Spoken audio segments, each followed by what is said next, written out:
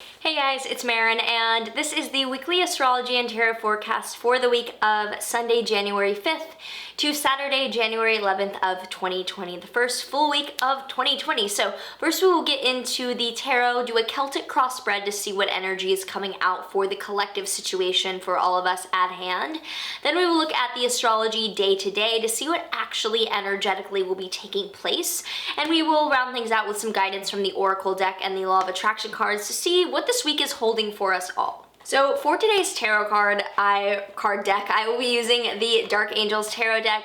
It's my favorite when I want a bit more of an honest, gritty reading that that definitely gets into the truth. So gonna shuffle, gonna do a 10 card Celtic cross spread, and we'll see what comes out. So with all the cards at hand, this is the alignment that we have going for us, and we'll start out with the first card representing the situation at hand. So we have the High Priestess reversed, and even though the High Priestess herself generally deals with like something birthing or something coming into manifestation, the High Priestess reversed can deal with things not coming to fruition how we want them to. The second card is a complement cross to the first, and we have the Five of Pentacles reversed, which is actually called the Lord of Worry. It deals with just being insecure about your possessions, and with it reversed, there's carelessness about not being mindful enough. We're not worrying enough, and we're not realizing what we're losing sight of, what we're letting slip out of our fingers, basically. The next card in this situation is the Knight of Pentacles reversed, which again literally represents us not being the one who's getting things done when we should be. The fourth card representing the unconscious reason for the reading, we actually have the Knight of Swords reversed. A lot of reverse cards. I think we've had all reversed so far, so definitely a looking within this week. And the Knight of Swords is representing someone who's not going after the ideas that they should be. So unconsciously, we know that we're missing out on doing something. The fifth card representing the recent past is the Three of Pentacles, which they're building a cathedral. It's about building a structure for the long term. So we've come out of recently really putting work in to build something. The sixth card is the future, and we have the Ace of Wands reversed. So instead of feeling like something is inspired and coming to light, in the future, we're actually going to be rethinking about what we're starting. Like there's going to be a lack of things beginning. The seventh card is us in this situation, and we have the Six of Pentacles, which is actually a card having to do with a good like work-play balance of knowing when to work hard and when to cool down. So actually we are getting our shit together as we realize that we lost out or we are losing out on an opportunity by not doing things.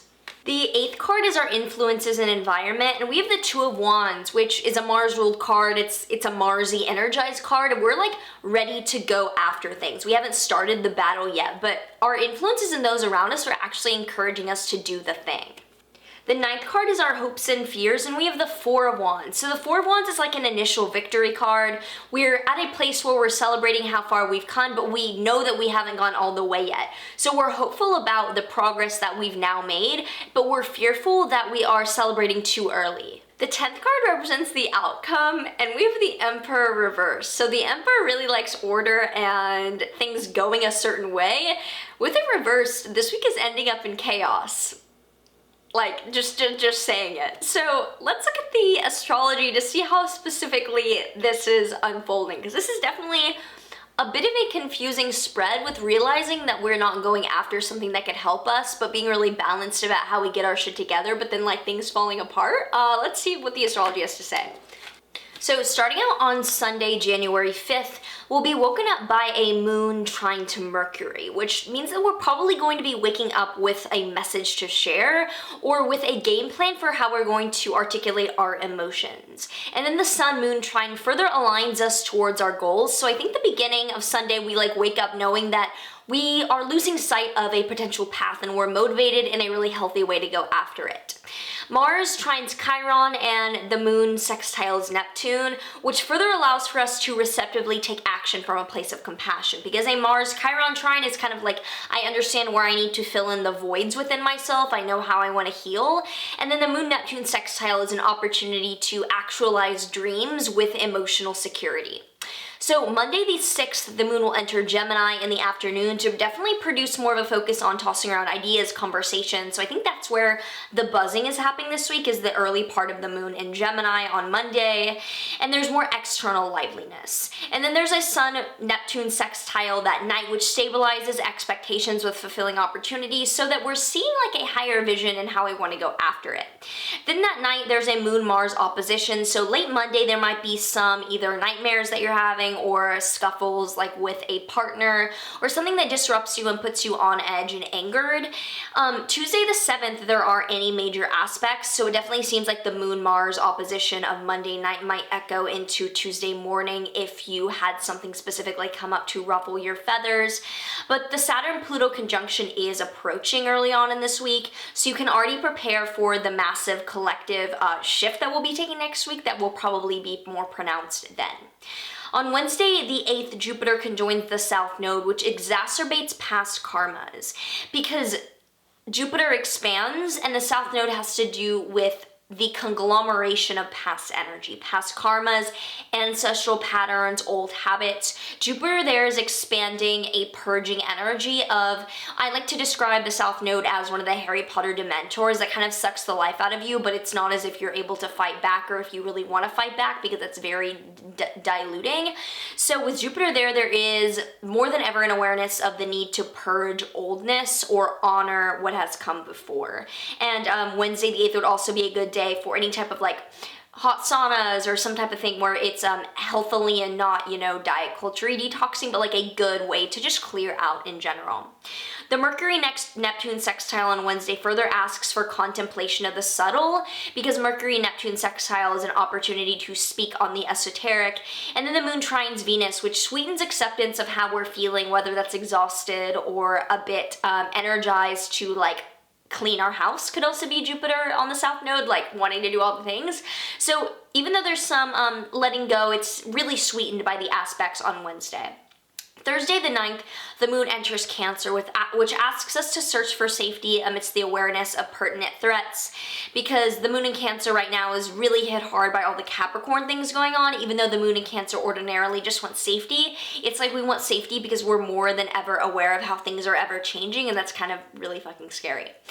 Further on the 9th, there's a moon sextile to Uranus, which offers unexpected opportunity to feel more secure. So look for an unexpected solution. I think that was coming up where there is an unexpected route we're taking about solving this week's problem or situation.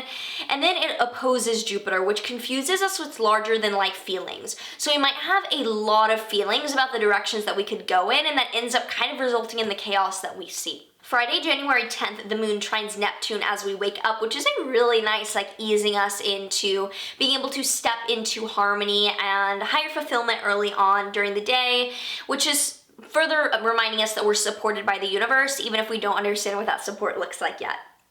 There's a Sun-Mercury cazimi, a conjunction between the Sun and Mercury in the afternoon in Capricorn, which provides us with insight into practical matters at hand. So a Sun-Mercury cazimi is definitely one of illuminating information and bringing something to light. And in Capricorn, you can look to the Capricorn house in your chart for what you're gaining insight about. There's a lunar eclipse that asks us that day as well to stay out of harm's way. So this lunar eclipse, a little rundown, you can watch the video on it down below, but the Cancer moon will oppose the South Node, Jupiter, the Sun, Mercury, Ceres, Saturn, and Pluto in Capricorn. So there's a lot of trying to find a middle ground between feeling scared and feeling apathetic, basically.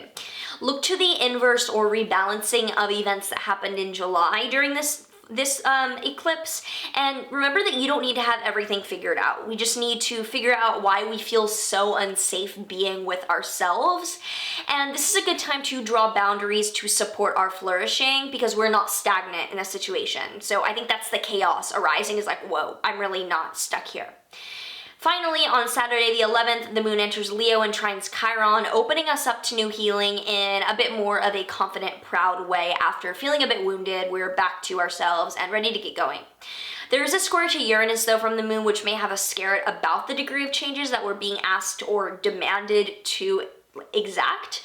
And there's a moon-Mars trine closing us off for this week, which is the perfect note to ease us into assessing how to actively pursue our best interest, even if our mind is kind of in good shambles right now, in a good way. It's like kind of all chaotic, but because things are ruffling up.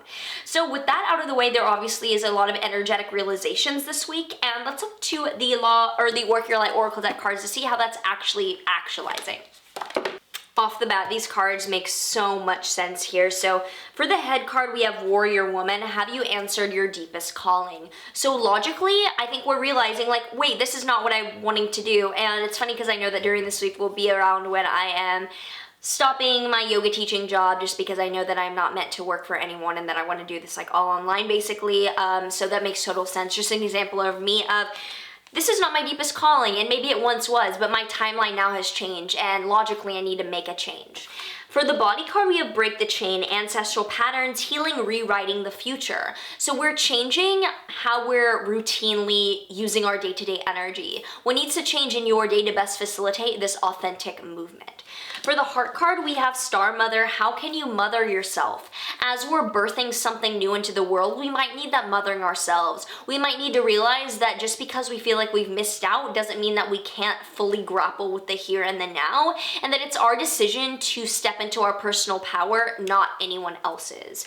Now with those out of the way, we'll pull a Law of Attraction card and see what attraction stuff is being summed up here. We have My Creative Power Lies in This Moment. Whether you are thinking about something happening now or something that happened in your past or something you would like to happen in your future, you are doing the thinking now, and it is this present thought vibration that the Law of Attraction is responding to. Therefore, your power to create is now.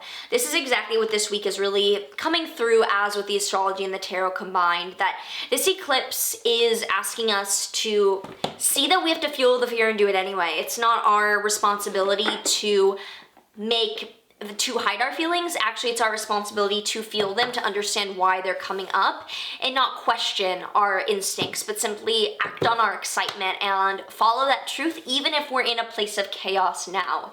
So with that being said, if it resonates with you, if this is what's literally happening in your life and you have anything to share, I'd love to hear from you in the comments below.